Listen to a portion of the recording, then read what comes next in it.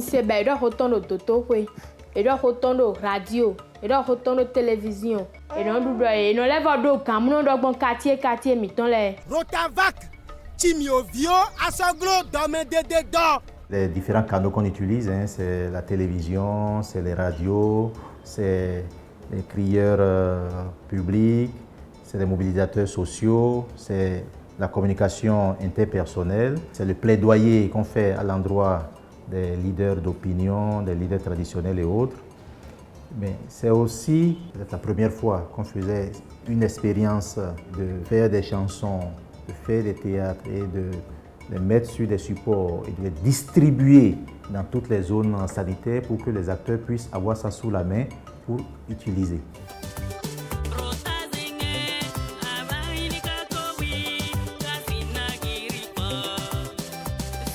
La première fois où j'en ai entendu parler, j'attendais de voir vraiment. Mais plus les agents de santé nous expliquaient le bien fondé de ce vaccin-là, plus moi j'y ai adhéré. Parce que les maladies qui touchent le plus nos enfants en bas âge, c'est les maladies diarrhéiques. Et heureusement, les périodes de vaccination pour le Rotavaccin coïncident avec d'autres vaccinations normalement dans le calendrier vaccinal.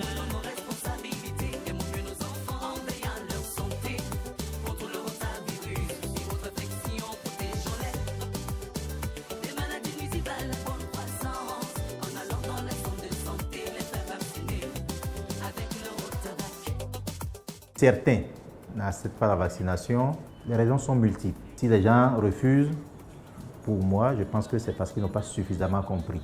Parce que je pense que si les messages sont bien faits et que les gens sont ciblés pour essayer de lever toutes ces hésitations-là, on peut augmenter la demande.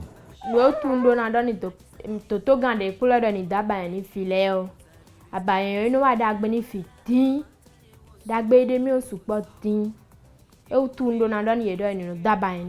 femmes sont contentes que c'est une bonne chose, on doit le faire pour ne pas devenir esclaves de l'hôpital. Elles se disent que si elles arrivent à observer l'hygiène de vie, le lavage des mains, qu'avec la vaccination, elles vont finir avec la diarrhée. À part cela, elles ont eu à demander si par cette vaccination, donc ça veut dire que les enfants ne feront plus jamais la diarrhée. Mais on arrive à leur expliquer que ce vaccin prend en compte seulement la diarrhée au virus Rota. Les femmes africaines et au Bénin en particulier, nous avons adhéré au programme de vaccination parce que c'est beaucoup plus compliqué vu le niveau social, le niveau de vie, de se retrouver à l'hôpital tout le temps pour des maladies qu'on aurait pu éviter.